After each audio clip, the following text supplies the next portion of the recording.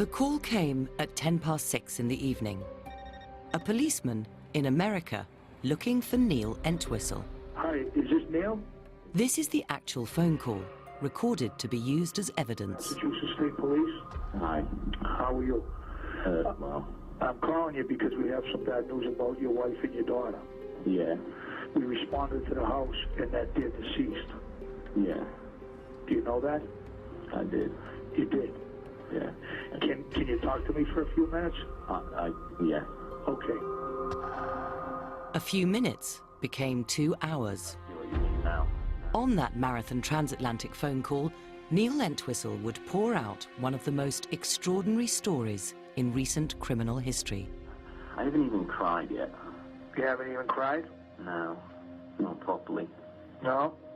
What would properly be? Was it just a cover story invented by a murderer so callous he could shoot both his wife and his 9-month-old baby daughter at point-blank range? Now, some of those closest to the case speak for the first time. I was devastated. It was just unbelievable and horrible.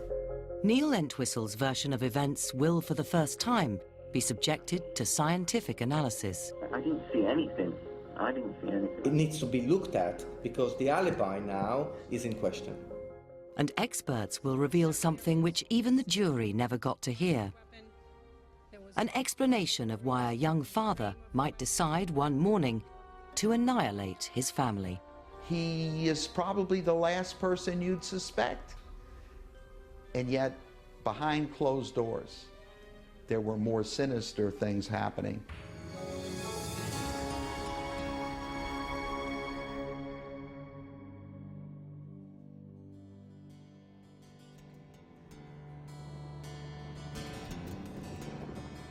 This is the America we don't see on cop shows. In Hopkinton, Massachusetts, violent crime was something that only occurred on TV.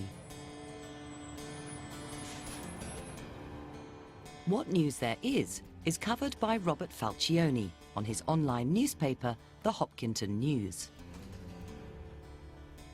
We like to think we're the first with the news. We are the internet news organization here. The first I heard of this was when I was having coffee across the street from my studio, and a friend turned away to answer the phone, then turned to me and said, "Have you heard of a double homicide in Hopkinton?" Then my phone rang, and it was the chief of police letting me know that there'd be a press conference at the police station. Then a report of a double homicide in town over the weekend. We'll be hearing from Martha Coakley in moments. Is everybody all set? At 10 a.m., the district attorney broke the news to a handful of local reporters. Chief Tom Irvine of the Urban. There'd been no murder here for 11 years. Few of the local cops had any experience of investigating a homicide. Yesterday afternoon, approximately 6:30 or so, on what was a fairly routine well-being check at 6 Cubs Path in Hopkinton, the Hopkinton police went to check on Rachel Entwistle, age 27, her husband Neil Entwistle, also age 27, and their 9-month-old daughter, Lillian Entwistle. When police did enter, they discovered upstairs on a bed the bodies of Rachel Entwistle and her daughter. At that time, there was no obvious signs of foul play. Ironically, police believed they were deceased, but did not see any signs of violence or what the cause of death would be. It's very early in the investigation. Crime scene examiners first suspect carbon monoxide poisoning when mother and daughter are discovered as if sleeping peacefully. Then, a more sinister explanation begins to emerge. We do believe, subject to the autopsy reports, that they were the victim of probably a small caliber gunshot, and it may just have been one, through both the mother and the child. A single bullet, but with 2 victims. Right from the outset, this case promised to be one of the most bizarre that these investigators had ever encountered. I have a photograph. It's a registry of motor vehicles photograph of Rachel Entwistle. We do not at this time have a photograph of the child.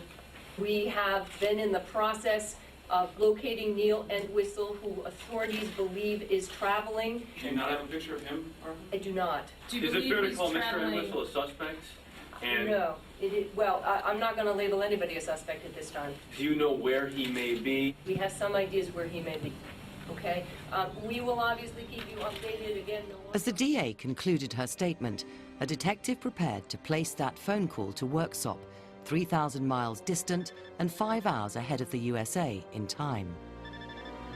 Neil Entwistle must have known that the phone would ring sooner or later, that police would be looking for answers on who murdered his family. The path that led to a brutal murder in Massachusetts began here, in the city of York. It's here that Neil Entwistle's student romance with a pretty young American began in 1999. Neil, studying electronics, was introduced to Rachel on a placement from her English course in the States.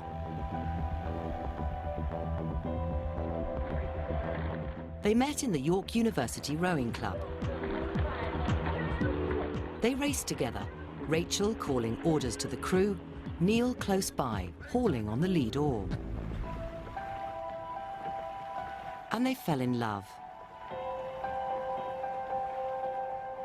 On the Friends Reunited website in 2003, Neil still sounded excited about those first heady days. Getting married to the most amazing woman in the world this summer. Rachel. She's from the good old US. Boston, to be more specific.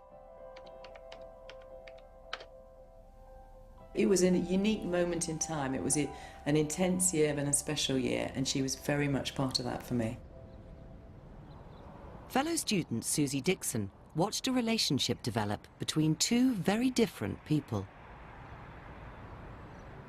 There was a force about her, an energy within her that was very dynamic. Something to do with her petite size and bounciness. I mean, she just seemed to love everything she was doing. With Neil, he seemed quite quiet and shy and a little bit uncomfortable. I just felt that because of Rachel's energy for life, that she perhaps was leading to some extent, that, you know, she was the one that was the key to the partnership. The first home for the young couple was in the Worcestershire market town of Droitwich. They rented their first house together on Swan Drive.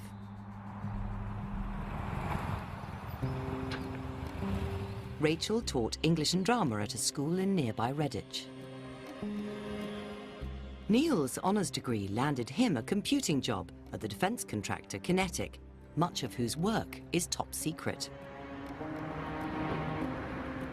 Neil joked about his role on the same Friends website. Making bombs and other stuff for a living. Would tell you more, but I'd have to kill you. The young man, with secrets to keep professionally, seemed comfortable, anxious even, to live out much of his personal life in public, online. He posted photographs of his Mediterranean honeymoon cruise on the family website he'd created. I went to the wedding reception, and after that we corresponded by letter or text. When Rachel wrote to me to tell me that she was expecting a baby, she was full of how happy she was. Baby Lillian Rose was born in April 2005, and photos soon began to appear to add to the hundreds already posted on the website. It had a simple signature: the happy family.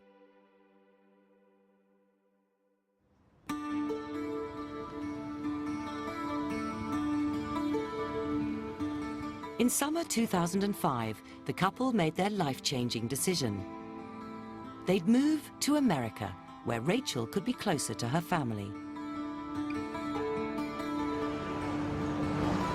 The small town of Carver, Massachusetts, is 50 miles southeast of Hopkinton.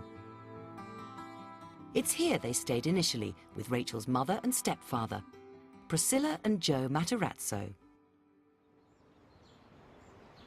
While they looked for a home of their own, Neil seemed in no hurry to look for a job. To his parents-in-law, he seemed like a wealthy young man, with plenty of time to enjoy his new surroundings. Some of America's richest holiday spots on nearby Cape Cod. They believed, because he worked for a computer company in England, that when he came to the United States, he would still be working for that company. And I believe he also convinced them that there was an offshore account, that the money went through, and that it was for $10,000 a month over a period of a year. Having heard that from Neil, they believed him. They believed that that was the case, that he did have this income, and therefore they weren't suspicious of anything else. Neil bonded with his father-in-law. Joe Matarazzo took him to his gun club, where Neil learned how to handle one of the weapons from the collection Mr. Matarazzo kept at home. A gun similar to this one. A long-barreled .22 caliber revolver.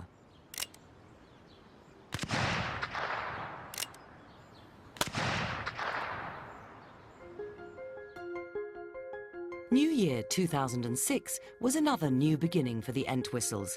Still, it appeared, the happy family. Now they'd found their own place to live, in Hopkinton. Hopkinton is more or less a bedroom community of about 15,000 people, perhaps, a little less. It has some industry, some high-tech industry. Neil Entwistle had a background in high-tech, so that could have been one of the reasons he chose Hopkinton as a place to live. Here's where they were to set up home, in one of Hopkinton's wealthiest suburbs. The home at 6 Cubs Path is an expensive home, probably around $860,000 if you want to lay down the cash.